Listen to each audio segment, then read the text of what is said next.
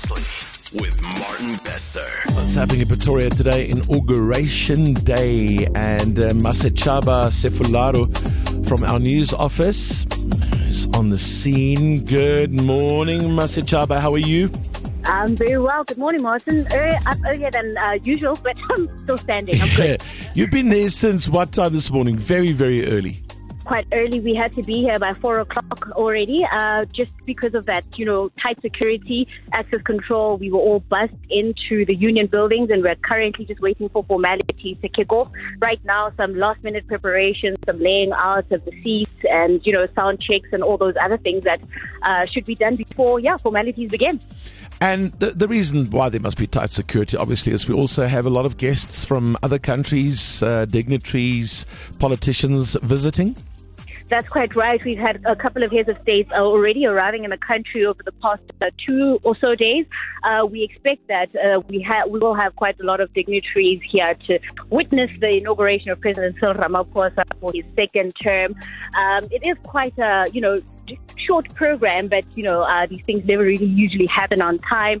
There is some entertainment planned as well. We're expecting the oath of office that will be administered by the Chief Justice to happen at around 11:30, and then President Cyril Ramaphosa is then expected to deliver his speech at around 11:40. So it is much of a whole day affair for some of us who've been here since 4 o'clock this morning. Sure. But we expect that at around lunchtime we should be done with all formalities, and I guess for those who will stick around, there should be some entertainment as well.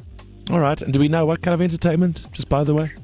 Well, we've had, it is a bit of a surprise, but we've had some sneak previews, if you'd like, Yes. where there's been some choreography that's done by a couple of artists, well-known musicians that are going to be participating as well. Reportedly, it's going to be a reflection of the last 30 years of democracy. As you may know, that's been the theme for government throughout this, year, where we're celebrating 30 years of democracy, also it being an election year, and we find ourselves here where we're sitting with a government of national unity. All things new, all things different.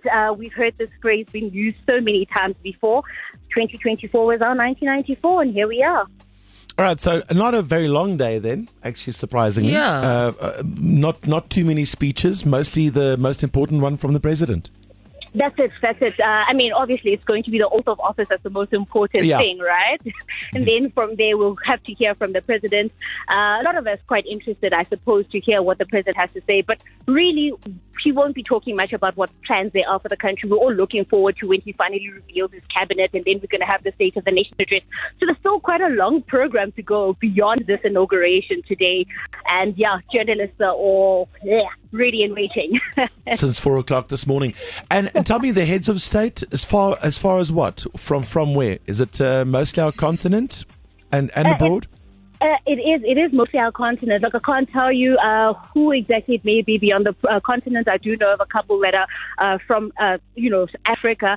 Last night I saw that King Mswati is around here as well. There's been quite a few that have arrived. I saw the vice president of, I think it was Uganda, that also arrived.